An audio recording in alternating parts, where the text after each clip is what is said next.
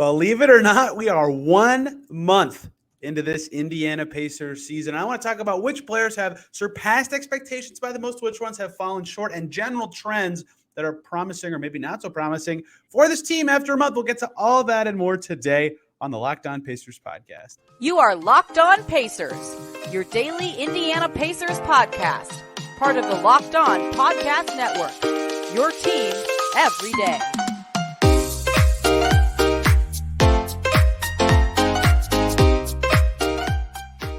Welcome in to another edition of the Locked On Pacers podcast, where we, of course, talk about the Indiana Pacers. As always, my name's Tony East. I cover the team for Forbes and SI. And today, if you're watching on YouTube, you can see me overdressed for a podcast because I have a rehearsal dinner in about an hour. And if you're on audio, you can probably hear that I'm traveling. But either way, we have a really fun show to get to today because it's been 1 month of Pacers basketball. I'm stunned how fast this NBA season has gone. It does not feel like it has been a month since opening night. Technically, opening night for the Pacers was the 18th. I don't care. The NBA season's been going on for a month. This is the time to do it. So today we're going to talk about the player that has exceeded expectations by the most so far, the player that's fallen short of expectations by the most so far, and general surprising trends for the Pacers through the first month of the season. Joining me to do that, a now very much recurring guest, I believe fourth time this year from Awful Announcing in the Golf Journal. It's Jay Rigdon. Jay, how's it going, man? Not bad, Tony. Third time technically. So third time, but yeah, that's right. That's right. I can't keep track.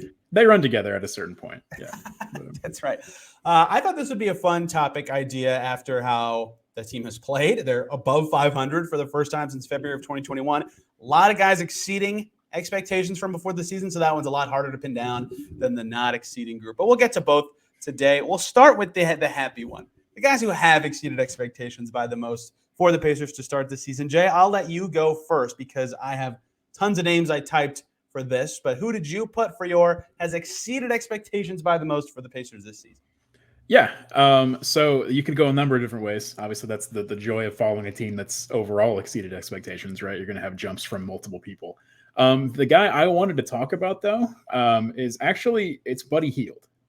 I wanted to talk to you about Buddy Hield. I know like Mathurin has been absolutely incredible, but I also sort of thought he was going to be a Rookie of the Year type candidate, and he's exceeded those two. But like Hield, though, like all offseason, like all we heard, especially from Lakers Twitter, was that Hield is basically like a negative value contract. And like when you watch him play this year, like he's doing so many important things for the Pacers at such a high level. Like his just even his counting stats are improved from last year or consistent with last year, and he's actually playing fewer minutes per game.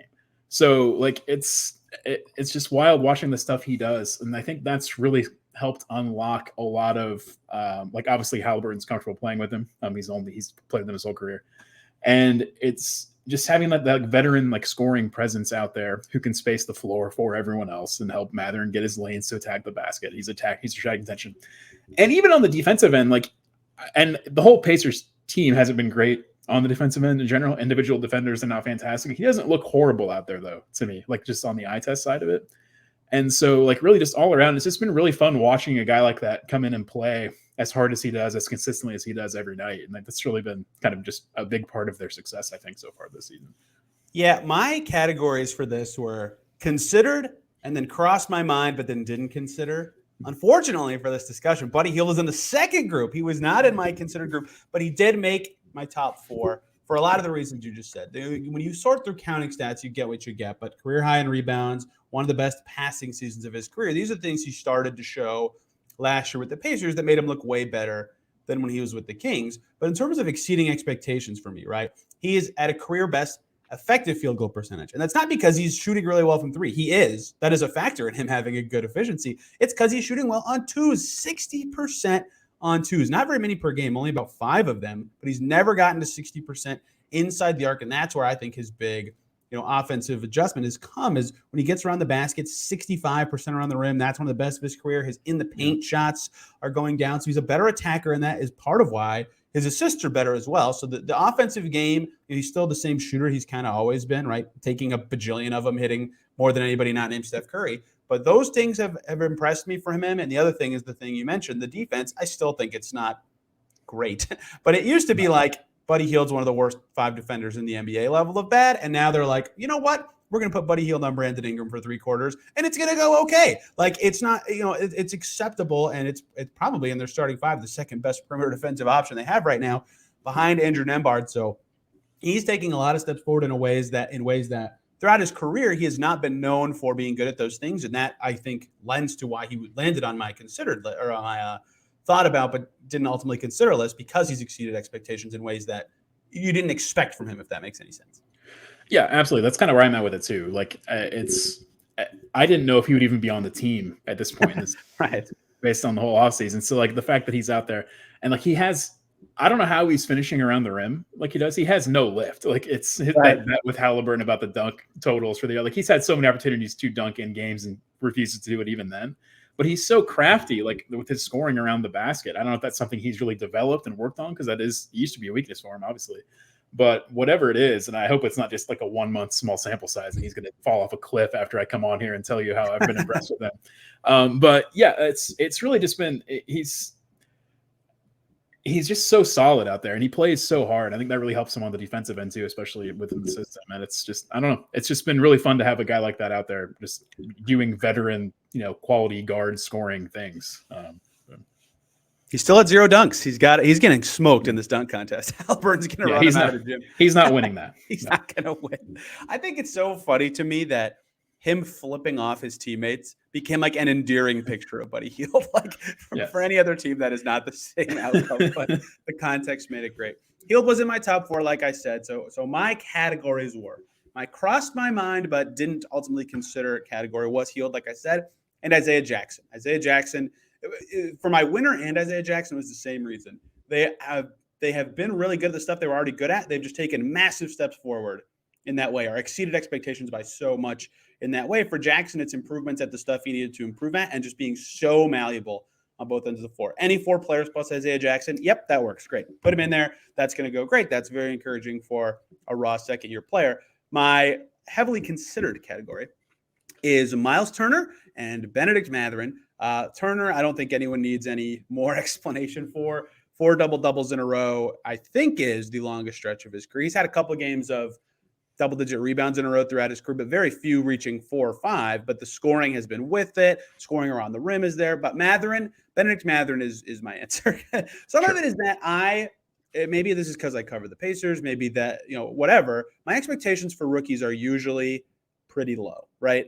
And even for a guy like Mathurin, I would respond to commenters on YouTube who were like, I think he can score 18 to 20 points a game. And I was like, rookies don't do that. Like 14 seems like a good number in my head.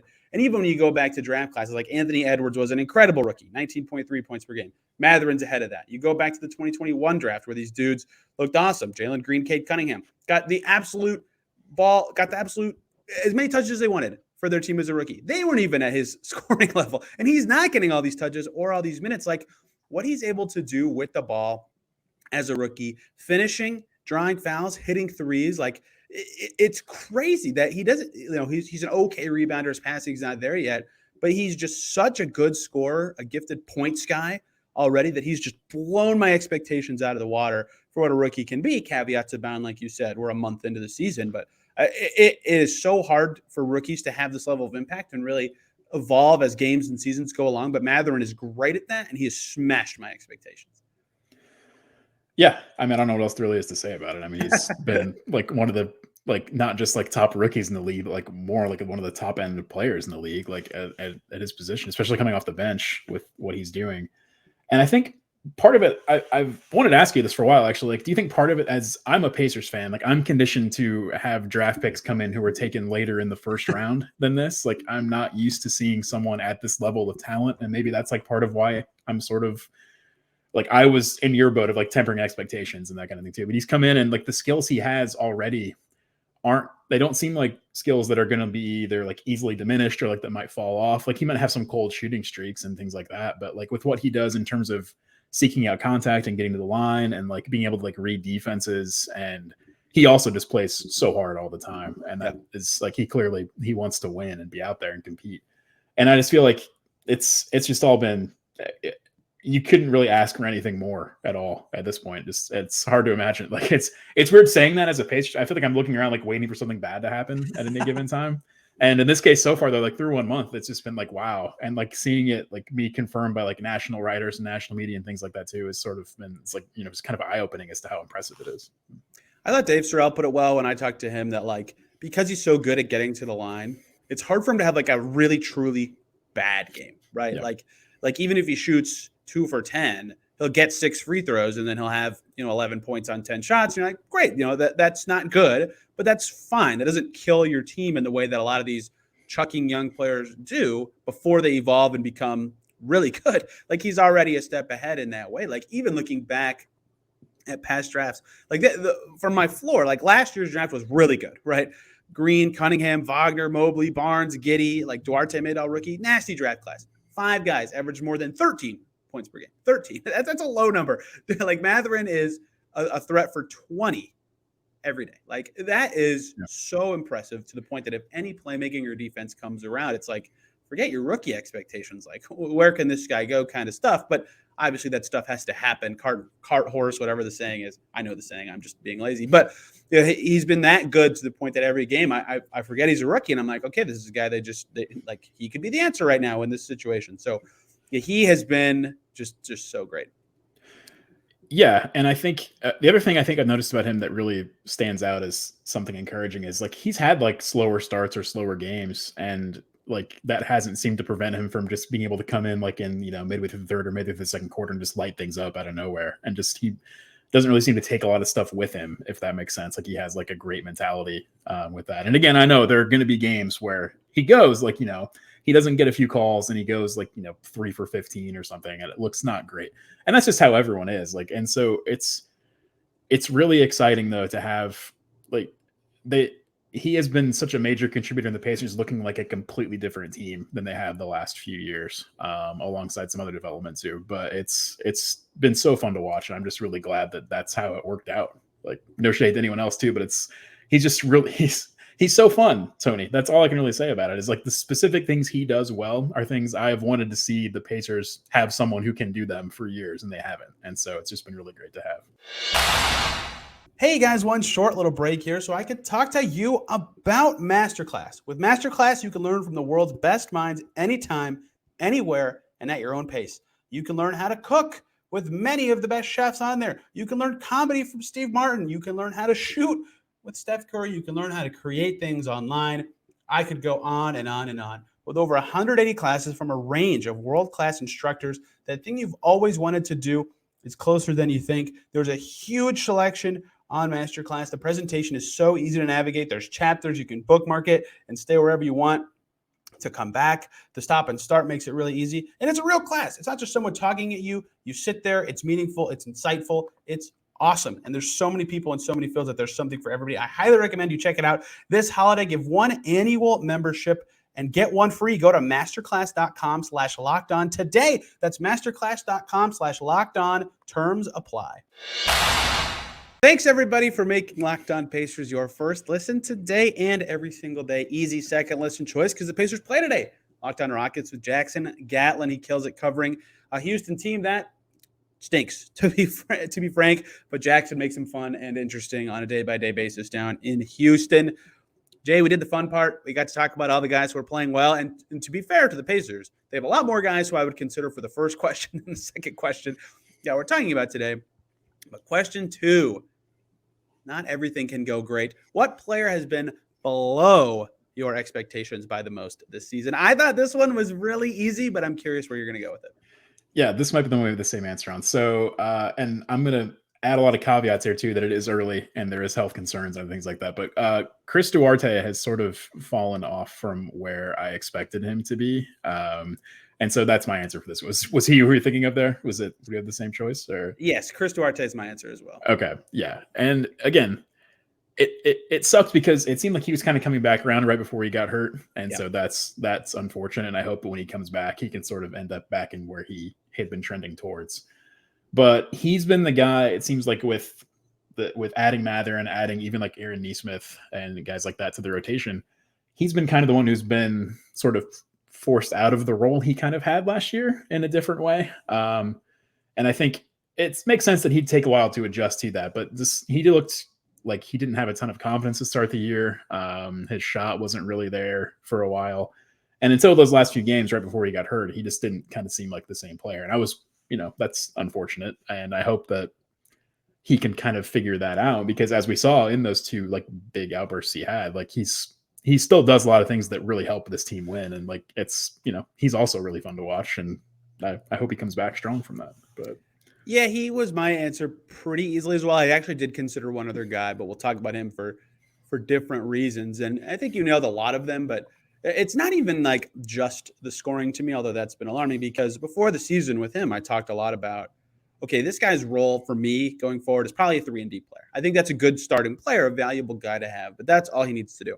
And the 3 ball wasn't there until that explosion game in Brooklyn. Like, he was really struggling even with that for a lot of season. Now it's up to 34%, which is like, yeah, okay, that's fine. But before the 30-point game, it was below 30. It was at 29.6, right? Like, he was really off until that surge in a way that it's like, oh man, how is he going to find a way to be involved with this team? But if it was just the scoring, and I talked about this too, like he was missing a lot of good shots, like that's fine. But it wasn't just the scoring. That's part of why it's so alarming, right? His steals way down. You know how many steals Chris Duarte has this season, Jay? I do not. One. He has one. He has exactly one. Yes, one counting stat steal. And you go to the advanced stats that doesn't matter how many minutes you're playing. It's a rate thing, right? Rebound percentage down on both ends, assist percentage down, steal percentage down, right? So some positive signs. His turnover rate's down, right? He doesn't make any awful plays or anything like that, but I don't think his defense has been noticeably better than last year, and the shots missing like basically every bar for what I thought Chris Duarte could do to help this team and how he'd fit in, and why it made sense to me that he'd be the starting 3 for this team has not happened. And I get why, and I get that he missed a lot of shots that are going to cloud what I can think of here, but he needs to bounce back when he comes back from this injury, just not only for his own confidence, because I think he was figuring it out, even before that 30-point game. He had a couple like decent games as well, but also for his own confidence, right? Just to show like, okay, I can fit in on this team. I know I can do it. Yeah. And like, I'm obviously not around the team. I don't have any insight whatsoever, but like just watching, like it seemed like he was kind of caught in between early on in the season. Like he seemed like he was like kind of like a little hesitant or like a little too aggressive and like forcing things sometimes. And it just kind of the whole thing felt to me, just like having watched a lot of basketball, like someone who's kind of like feeling out a way to like fit in and fit his skills in with some new people around him. And like generally a new way of playing too. Like the way the Pacers play with Tyrese Halliburton is very different than the way he came into the league last year playing with the original Pacers setup until the trade deadline. Sure. And then he didn't it's understandable he had to make a lot of adjustments, and it's, I think he can do it. Like the skills he has, like you mentioned, like he is, like, as we saw, he's a good shooter. He should be able to do that, and like finding ways to like fit in as like a secondary ball handler, like a bunch of different units, and be kind of like one of their 2 only real like plus wing-esque defenders at any given time. Like he should be able to find his way on the court and like get through that. And I hope he comes back that way, because I like watching him play. He's super fun, and like if he can figure those things out, like it becomes like a weirdly like deep guard rotation kind of in some ways, which is again like by Pacer standards. And so like that's something I look forward to. Hopefully he comes back strong here as quickly as possible. My crossed my mind but didn't consider category are 2 guys at essentially the same role, and that's Terry Taylor and O'Shea Brissett. Brissett kind of meeting the Duarte criteria of shaky start with a surge. Wow, look, he's looking good again, except Brissett hasn't gotten hurt yet. His last 2 games have both been very, very good, like turned the tides to help them beat Toronto, and then played far and away the most minutes he played of the season against the Hornets 2 nights ago. Had 8 points in that game, over 20 minutes. Right? It was very helpful for that second unit, right? I think he's rounding into form, so he crossed my mind because he was disappointing at first, but he's fit in.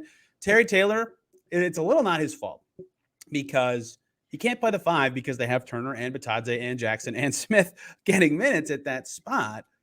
But at the 4, the way this team wants to play, he's in the corner a lot. But if Terry Taylor's in the corner, he can't do the thing he's really good at, which is set screens and offensive rebound. So it's like kind of his fault, I guess, because he doesn't have those skills. But it's also like the Pacers, because of their roster construction, can't really set him up for success at the same time. So that's a tricky situation. He crossed my mind. Not my the other guy I considered is Jalen Smith. But this is a weird one to say, because like Jalen Smith has been good a lot of this season. He's at 11 points per game, 7.6 rebounds per game. The shooting has settled in at about 1 out of every 3, right? Shooting 44% from the field. Like, that's all okay stuff. It's the inconsistency that's made, and this was a concern for him heading into the season that made me think about him for a long time here. I messaged Derek Kramer, iPacers blog, for those of you who don't know his first name, about this really early in the season. He ended up writing about it recently and putting pen to paper, which is great because I'm about to reference a lot of his stuff. But like I said, I think it was like their 5th game to him. It feels like every half the Pacers play, not even every game, just half. Jalen Smith is either the Pacers' very best player, like dominates the glass, hits some shots, cuts really well, defends well, or he's their worst player. And he's just totally invisible for the entire half. So Derek dug up some stats prior to this Hornets game where he had exactly 11 points for the first time. He was averaging about 11 per game, but he had never been within 2 points of 11 in a single game. He was either way over 15 or 8 or below every game because of that inconsistency. So I thought that was really interesting that it matched, what it kind of showed for him. And so I didn't pick him because he has had some awesome games, right? Where he clearly shows like, I can fit in with this group. I'm probably the best rebounder on this team. If the shot starts falling, I'm really helpful for this group. But he also had some total dud moments that have to be a little worrying, I think, if you're the Pacers, that there is some oscillation in his game. And the problem is, and the reason I didn't pick him, I haven't dove in on this enough because I haven't figured out, like, is it a matchup thing? Is it who the Pacers are playing? Is it who his matchup is? Like, it's all this sort of stuff that I need to figure out because it might not even be his fault. It might just be that, like, the way the Pacers are playing doesn't allow him to be involved and makes him invisible. So I did not pick him, but I did think because of the inconsistency, and inconsistency plus bad games equals not great, but he has had some awesome games as well. So he made the list. That I just discussed the entire reasoning. I don't know if you have anything to add, but that was everybody I thought maybe you could put in the disappointment category. Yeah. I think you nailed it pretty close to what I would think about with you. It's the inconsistency with Smith is wild, and hopefully that I don't know. But the O'Shea stuff is fascinating. I actually had a thought on that, and I wanted to ask you about it. Yeah, go for it. This was the 2nd year in a row where basically he had to kind of earn his way back into the rotation a little bit. And since he's been back in the rotation, he's been doing pretty much O'Shea Brissett things. Like, it's not like that's why he's there, and he's contributing well. So, like, do you think there's any chance to like basically why? Like, I know maybe he was playing poorly in practice or training camp, et cetera, et cetera. I don't know that. But like, part of me wondered if it was like Carlisle having new pieces and like maybe wanting to see how those looked, knowing he had O'Shea Brissett and knowing O'Shea does O'Shea things, and you can always turn back to that if you need. Like, he kind of knows what that looked like, right? So he kind of gave Terry Taylor more run early in the year in bigger spots.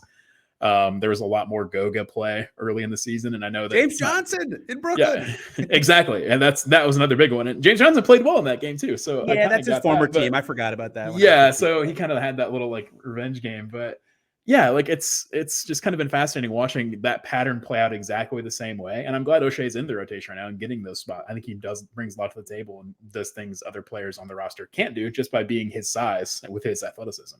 So I don't know, like am I on anything with that, Tony, or like do you think that's just kind of like it's hard to say?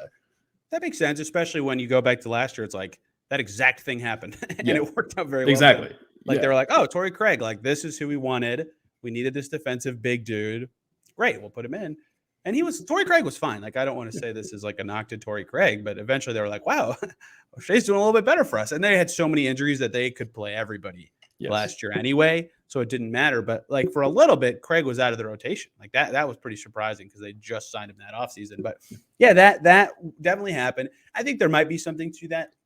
But the other part of it is a lot of guys, if it's just Rick Carlisle, like sometimes I think, he whatever, coach speak is coach speak. But a lot of guys, players included, when I asked who was standing out in training camp, are like Terry Taylor. Terry Taylor looks great in this setting. And that's sort of where like being around helped me to be like, okay, I get why they're playing him. He's looked good. Once the game started, I think it's a role thing myself, because I don't think his skills are just gone. He's still a great rebounder, but he just hasn't clicked in the same way. And O'Shea has just jumped right in, and he just played 20 minutes, didn't miss a shot. They win. Like I think he's got some momentum on his side now. But that's a good point. I think that's a good way to describe like almost a safety net of another young dude that you can put in there. Yeah.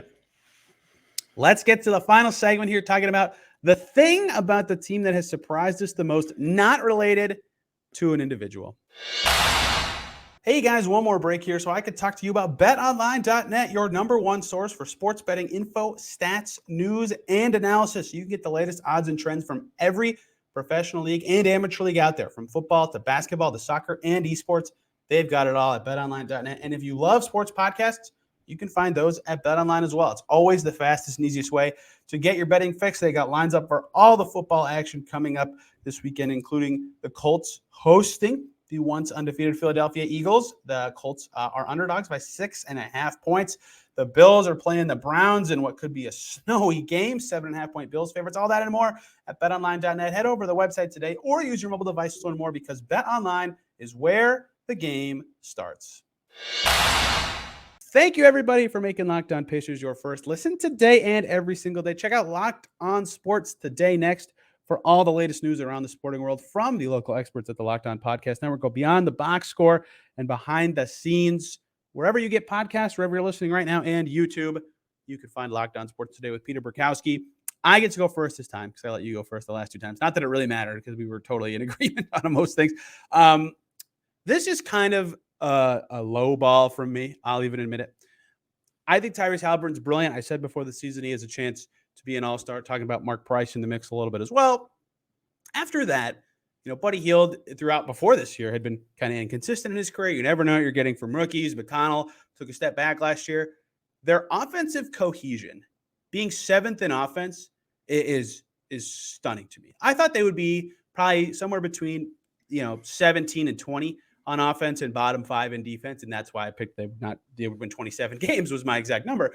The fact that their defense is about that, but the fact that their offense is seventh, top 10 in this league, but one is because Halliburton was as good as many expected, but because Matherin has stepped up, because Turner's in a more optimized role, because we talked about Buddy Hield's playing so well.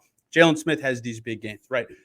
McConnell's been a little bit better than last year. He's handling the ball a lot too. Andrew Dembar turns out can finish plays. Like all the Isaiah Jackson hit a between the legs jumper a couple days ago. Like all this stuff, just like all clicking cohesively and making sense. And Rick Carlisle's word is not roles, it's job descriptions this year. Everybody fitting their job description in a perfect way on a young team so quickly.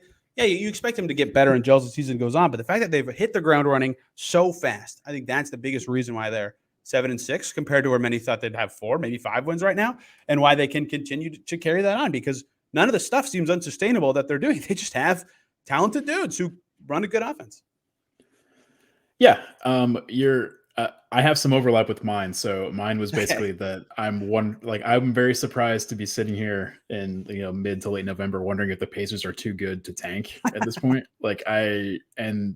So there's definitely some play there. And the offense is the big reason. Like the defense is not great, like by numbers or by watching them. It's not good. And so, but watching them offensively, it's just been such a wild transfer. They're taking almost 43s a game as a team. And that used to be like a glass ceiling basically for them to even maybe approach in a game, under the Millen era. And even in the Bjorkgren years, it wasn't great. They're playing such a much more modern version of basketball, but it's also a fun version, right? It's not like a bunch of it's not like iso ball, their team assists are up. Watching a guy like Nembhard come in and make plays like he does with his feel for the game, on top of what Halliburton does and what TJ McConnell can do. And it's just everything does seem to just fit so much better right now with what they've done. And considering their salary cap situation where they're below the floor, right? That's so they're turning that number in terms of value per win right now. It's crazy. And that's not something I care about. I'd rather add a bunch of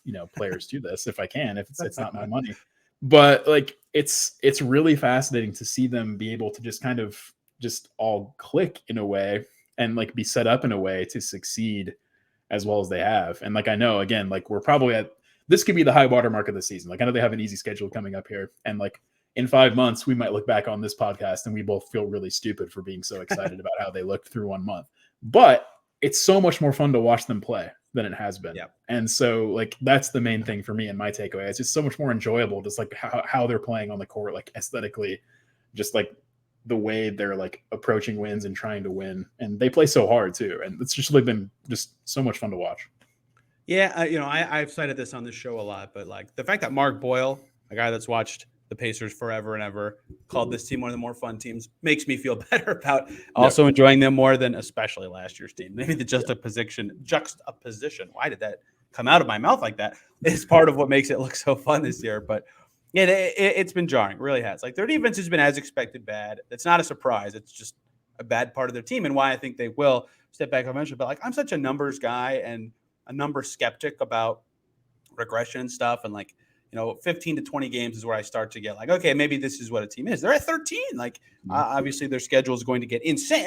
They play Houston, Orlando, their next 3. Maybe they're 9-7 after that, right? And then that's probably when we'll look back and go, okay, that was the high point of the year. Then their schedule becomes insane, right? That is where I think you'll see some stuff settle in. But it's been long enough that like this might be who they are. And the other thing is that I already mentioned a little bit, like to get a little more specific about it, is like, who's the regression candidate? Like Halliburton, nothing he does seems like he can't do it forever. He's shooting better on pull-up threes and catch and shoots. Like that probably won't sustain. Maybe Turner shoots a little worse from threes at 37% right now.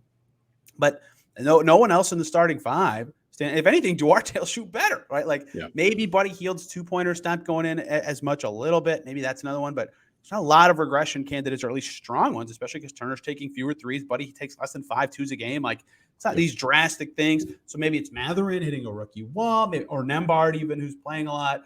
I don't know, but it's like it's hard to pick like an obvious thing. It's like, oh, this is unsustainably hot, or like they've played opponents that have allowed them to do this at a high level. Sure, I think a lot of their stuff will take small steps back when, starting next Wednesday, their schedule gets brutal. Like I think Denary tweeted this, starting with their Hornets game, they play 19 games in 33 days. Like that's crazy, right? Like that's hard, even if they have some cupcake opponents in there.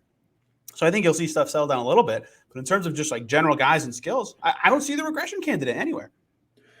Yeah, and they're so balanced too. Like they have like 5 double-digit scores right now. And Duarte is close to that too if he comes back. And so like it's that's the most misguided double-digit scoring ever. Yeah, it's that. Well, there's that. Like it's it's a valid point. But so yeah, and so I think with that, it's hard for teams to take somebody away because like they have, especially when you have Mathurin out there with Halliburton. Like that's just a great offensive backcourt right now already.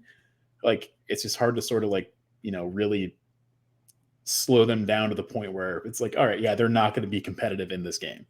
And there could be nights again where they like miss a ton of shots and it looks really bad. And that's every NBA team right now, basically. So like, yeah. And I think the schedule coming up, that'll be interesting. And the compressed timeline, that's going to be tough and guys might get hurt or whatever. And that's going to be, it's hard to predict anything, but like, I just feel it's hard not to be optimistic right now. And that's a good place to be. Agreed. If I had to do another surprise team thing, it'd be that they're above average in rebounding. I did not think they'd be a good rebounding team. They are not only above average, they're above average on both ends. I think that's been good for them getting more possessions. But I don't have time to get into that because I have 10 minutes to get to another hotel for dinner. So unfortunately, we don't get to talk about that. You can look up the rebounding numbers yourself if you're listening and want to see more. But they are top 15 in both offensive and defensive rebound rate, which for a team with a starting center that has been diminished throughout his career for poor rebounding is certainly striking. Jay, thank you very much for the time on this lovely Thursday. Where can people follow you and all your stuff? Yeah, I'm on Twitter at Jay Rigdon5, and then I'm doing like some column work at Awful Announcing. I just had a piece on Quinn Buckner and Chris Denari in general that was from earlier this week, so people can check that out. And yeah, that's relevant to the Pacers audience. But other than that, yeah, I'll be around watching a lot of Pacers games this year. It was great, and it wasn't just great because it has one of my tweets in it. It was great because I'm glad I got you in there, Tony. That's right. Really next Monday, we'll be talking about the Pacers weekend that was Houston Friday, Saturday against the Magic. Looks like no Banchero for that game, which is a bummer, but that said, we'll still be discussing what happens in Pacerland this weekend. Till then, everybody have a great weekend.